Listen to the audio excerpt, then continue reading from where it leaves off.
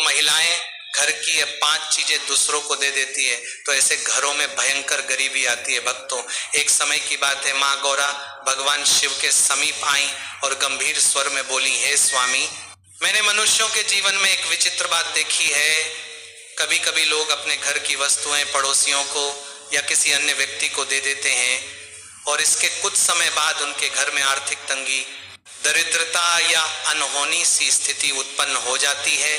क्या यह सत्य है कि घर की कुछ वस्तुएं दूसरों को देने से घर की लक्ष्मी का नाश हो जाता है?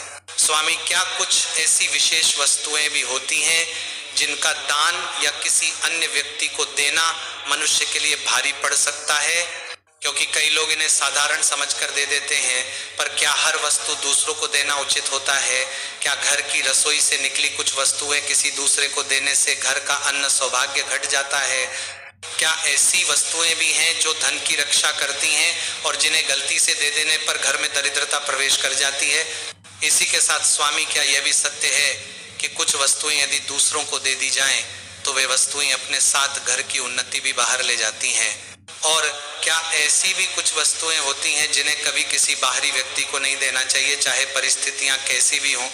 इन सभी प्रश्नों को सुनने के बाद भगवान शिव ने धीमे स्वर में कहा कि हे देवी, तुमने जिस विषय को उठाया है वह अत्यंत गूढ़ और गहरा है। मनुष्य अज्ञान में अपने घर की बहुत सी वस्तुएं दूसरों को दे देता है और वह समझ नहीं पाता कि उसके घर में अचानक दरिद्रता, तनाव या दुर्भाग्य क्यों आ गया। यह केवल वस्तुओं का विषय नहीं है, बल्कि उन वस्तुओं से जुड़े सूक्ष्म नियमों का विषय है। क्योंकि देवी, घर की कुछ वस्तुओं में केवल पदार्थ नहीं होता, उनमें ऊर्जा, धन संरक्षण की शक्ति और घर की समृद्धि से जुड़ी सूक्ष्म धारा होती है। ऐसी वस्तुओं का बाहर जाना घर की लक्ष्मी को भी बाहर ले जाता है। इसका उल्लेख कई शास्त्रों में मिलता है, पर इसका रहस्य बहुत विस्तृत है। आगे भगवान शिव मां गौरा से कहते हैं कि हे देवी, इस विषय को समझने के लिए यह जानना होगा कि कौन सी वस्तु घर में सुख संपत्ति को बांध कर रखती है, कौन सी वस्तु अन्न लक्ष्मी का रूप है, कौन सी वस्तु धन का प्रतीक है और कौन सी वस्तु सौभाग्य की रक्षा करती है। इन सब का दान या बाहर जाना साधारण बात नहीं है। इनमें से कई वस्तुएं घर का सौभाग्य, स्वास्थ्य, धन और सफलता अपने साथ ले जाती हैं। आगे भगवान शिव मां गौरा से कहते हैं कि हे देवी, तुमने आज अत्यंत सूक्ष्म रहस्यों को छूने वाले प्रश्न किए हैं। घर में दरिद्रता क्यों आती है, किस वस्तु को किस परिस्थिति में किस भाव से देना उचित है और किसे देने से घर का भाग्य रूठ जाता है। देवी, यह प्रश्न साधारण प्रतीत होते हैं, परंतु इनका उत्तर संपूर्ण गृहस्थ धर्म का आधार है। मनुष्य अक्सर सोचता है हम तो बस किसी वस्तु को दे ही रहे हैं, इससे अनर्थ कैसे हो जाएगा। परंतु यह विचार अधूरा है। संसार केवल दृश्यमान वस्तुओं से नहीं चलता, बल्कि अदृश्य ऊर्जा, भाव, तरंग, संकल्प और उस वस्तु में समाहित गृह तत्व भी अपनी अपनी गति से संचरित होते रहते हैं। क्योंकि देवी, हर वस्तु केवल वस्तु नहीं होती है, वह अपने साथ गृह का तेज, उसकी संपन्नता, उसका सौभाग्य, उसकी रक्षा, ऊर्जा और भीतर संचित कर्मों की गति को भी वहन करती है। गृहस्थ जीवन में 3 प्रकार की ऊर्जाएं रहती हैं। सबसे पहली है श्री ऊर्जा, जो धन, समृद्धि, संतोष और लक्ष्मी से जुड़ी है। दूसरी है गृह रक्षा ऊर्जा, जो घर को दुष्ट दृष्टि, अभाव और रोग से बचाती है। और अंतिम है कर्म ऊर्जा, जो उस घर के कर्मों के अनुसार वस्तुओं में संचित रहती है। जब कोई गृहस्थ इन ऊर्जाओं से भरी वस्तु किसी ऐसे व्यक्ति को दे देता है जो उस ऊर्जा का योग्य नहीं, साध्य नहीं या दुर्भाव रखता हो, तो वह वस्तु अपने साथ घर से उन ऊर्जाओं को भी बाहर ले जाती है। आगे भगवान शिव मां गौरा से कहते हैं कि हे देवी, अब मैं तुम्हें वे वस्तुएं बताऊंगा जिन्हें भूलकर भी दूसरों को दे देना गृह की सौभाग्य शक्ति, श्री ऊर्जा और रक्षा कवच को क्षीण कर देता है। मनुष्य समझता है कि वह केवल वस्तु दे रहा है, परंतु वस्तु ही नहीं जाती, उसके साथ घर की सन्निहित ऊर्जा भी चली जाती है। और जब वो ऊर्जा हिल जाती है तो ऐसे घरों में दरिद्रता, कलह, रोग और अवरोध घर में जड़ पकड़ लेते हैं। भगवान शिव मां गौरा से कहते हैं, देवी, प्रथम वस्तु है घर का चूल्हा, आटा और अन्न का मूल स्रोत है देवी।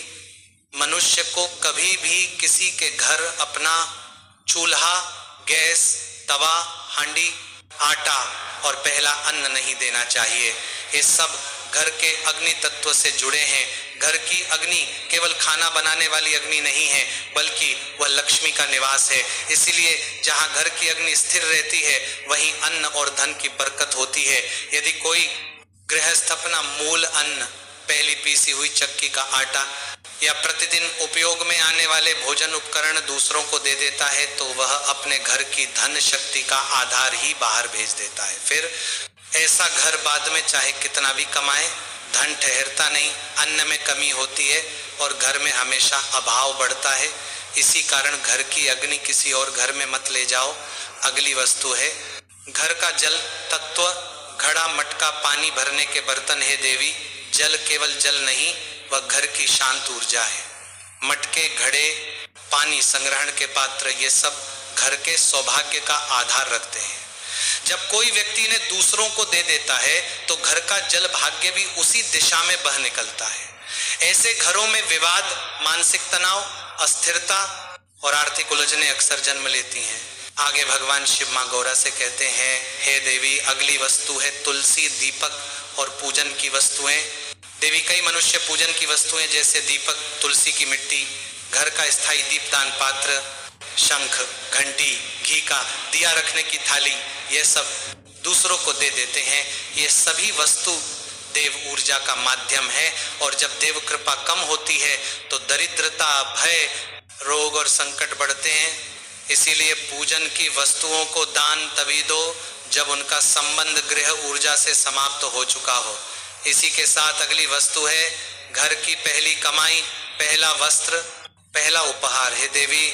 मानव अक्सर भूल जाता है कि पहली कमाई लक्ष्मी का पहला चरण है।